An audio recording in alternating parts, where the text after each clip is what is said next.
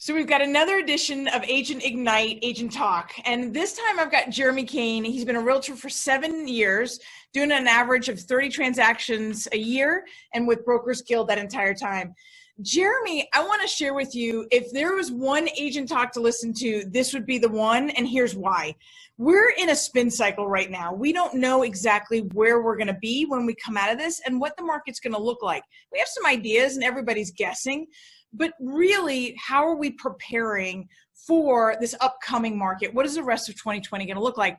There is nobody better suited for that change than Jeremy Kane, because he's constantly rethinking the entire way he does business. He's always looking for new technologies, new ways to do business, and new ways to relate to his clients. So I'm really excited to start this interview off and ask Jeremy, all right, so every time I talk to you, it's a new idea. It's something new that you're going to bring to the market. What is the hot topic on your plate today? I think we're going to continue to be in that virtual showing type arena.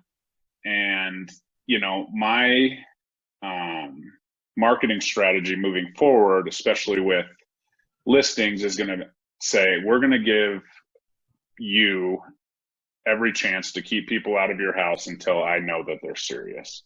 And so to do that, I'm, going to do the virtual showings, going to spend a little extra money on the Matterport photography, do some Facebook advertising to try and find some unrepresented buyers or anything like that to help my client's situation, and limit the foot traffic to the absolute minimum. And I do a virtual showing, which is really cool, kind of combining my still pictures, my Matterport, and my video that I'm doing. So just kind of providing the whole package virtually to them to show them, especially if they're living there, hey, we're going to try and limit foot traffic to the major players in this and make sure that people want to see your house before they go in. I mean, I would be happy if I could show people 5 houses and get them under contract moving forward as a buyer's agent. So that's kind of what I'm going to deliver on the listing agent side. I love that, because I think it's so true. I think as people come out of their homes, they're not going to run back to the restaurants, to the bars, to the sporting events, to the public areas, nor will they really want to go into a lot of other people's homes or other people wanting a lot of people in their homes. So to be able to address that right up front is brilliant, because we know that that's going to be the consumer psyche right now as we enter into this new market. So Jeremy, what messaging or what technologies are you using right now, other than the virtual reality, that you'd like to share as far as the direction that you're taking your business? Well, I mean, I was lucky enough to kind of get pushed into video in January this year. And so when this hit, I was able to definitely provide my clients with some interesting tidbits. I do Why Invest Wednesday on my business page, Jeremy Kane at Brokers Guild. Check it out. It's really was inspired by Nicole's Investment Empire class.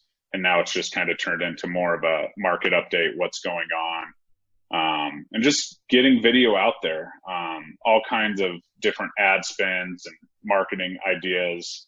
I have lights, I have gimbals, I have all kinds of stuff that I've spent money on, but that's kind of where I'm at. Just video, you taking advantage of the technology. I think people are comfortable on Zoom now. So I think there's a huge opportunity for those, kind of first time home buyer classes and things that were maybe not as attended prior. You're constantly thinking about that. Like, we talk all the time, and it's like, okay, let's get into this market. Let's try that domain or that group, and start a home buying class, start an investment class. You're constantly thinking, because you're not even really seeing a dip in your business this year through all of this, are you? I am not yet. I think that eventually we may have a dry month or two, just as real estate's kind of behind the cycle. But I mean, I got 4 houses under contract last weekend without leaving my office. And to me, that turned on okay, that's really productive. And I'm kind of the guy who doesn't have a transaction coordinator, doesn't have an assistant.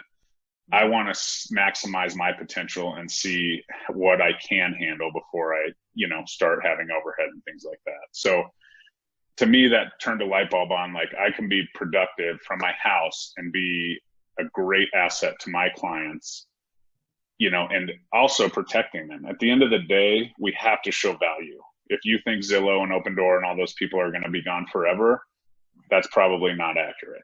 But I think we have a huge foothold right now to step up and just say, okay, this is the value we're providing. We're not going to go away. This is how we're going to market your home.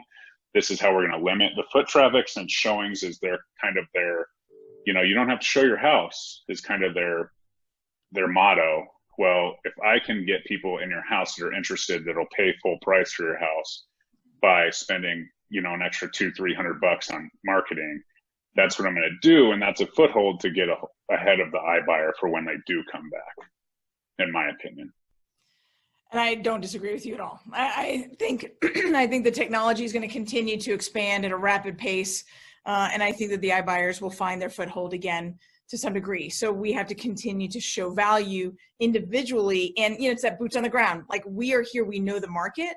So speaking of, you do that regular weekly, and I've been watching those, your market update via video and Facebook Live. So where are you finding your content, and what kind of content do you think relates best in this market? Well, I would say my content comes a lot from, Nicole and other people in the industry that I do trust. Nicole's just a very external, all her stuff's on video. She's, always available to chat.